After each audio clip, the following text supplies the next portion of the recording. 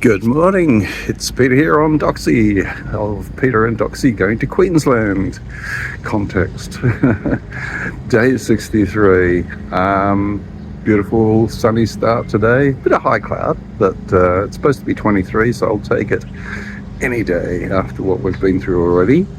Yeah, it's going to be a boat day today. Just prepare, because tomorrow the wind should swing more to the west than then to the south.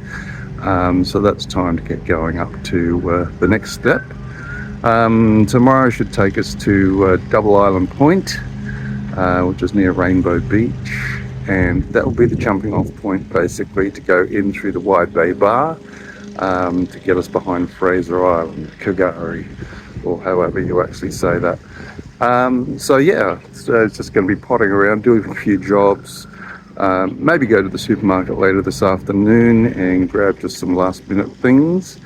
And also I'm waiting with bated breath to hear if my fuel uplift pump will be delivered and installed today.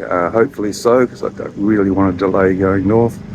But yeah, if I need to, I need to. So let's see what it brings. But meanwhile, I'm just going to pot around, do a few jobs on the boat just to make ready. So as I mentioned yesterday, I have rehung the boom brake. I'm sort of thinking probably a little bit of hose or something on that metal tube, if you like, just to sort of absorb some of the shock.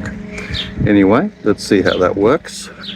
I might give the boat a hose down with some fresh water. Probably should have done that on arrival, but never as good a time as now. And just a couple of little other things inside. Yeah.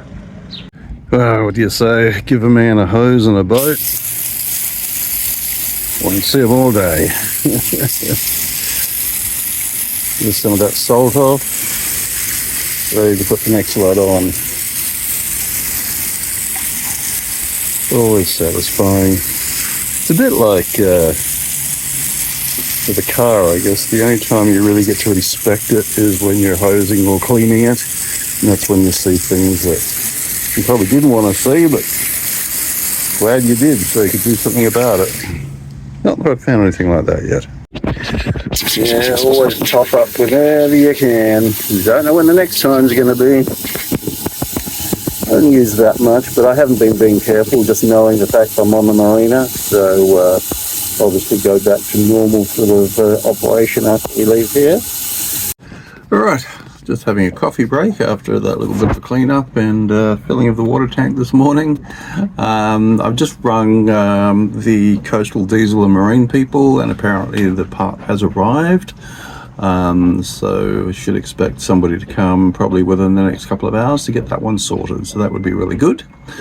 Meanwhile, I've given VMR, Volunteer Marine Rescue or Coast Guard in Tin Can Bay a call, because the day after tomorrow I hope to be crossing the Wide Bay Bar to get in behind Fraser Island, Kagari.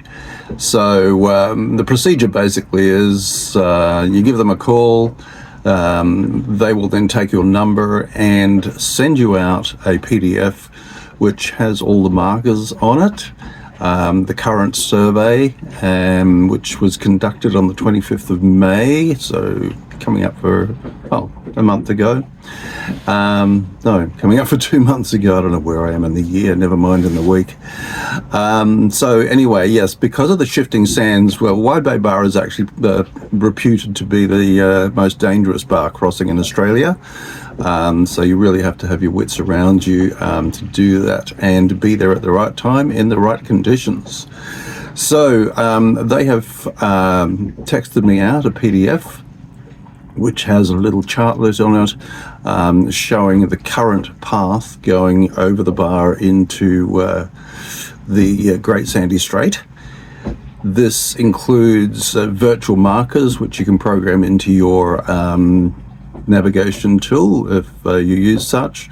Obviously they recommend you don't use that as your only reference. There are lights have been moved.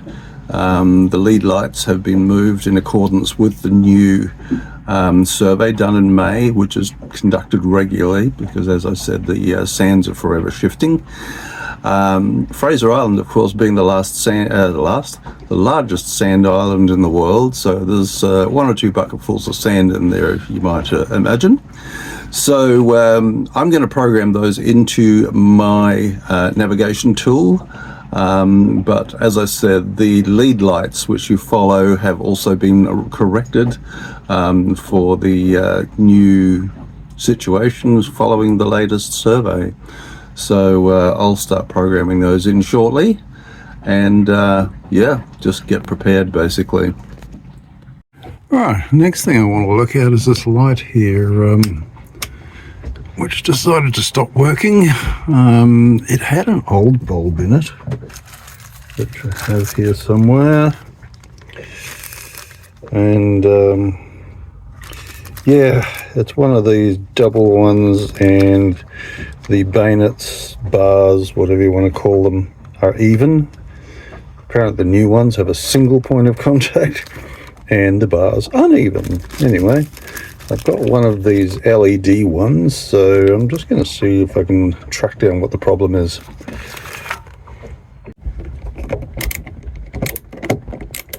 Well, I did a wonderful job with the light. Yeah, I managed to take all the lights out. So, yeah, I went back to the switchboard and the fuse had blown. So, something with the wiring in that one. So I've left it as it is, replaced the fuse, so at least I've got all the other lights going. So, I think that'll be a problem for another day. There it is, the part we need. And here's the old one. Yeah. They've upgraded the design. The solid fuel lead has been replaced by a flexi one. And yeah, when you're changing the diesel filter, obviously the fuel goes back down the line, and you've got to bring it back up into the engine with this little tickle pump.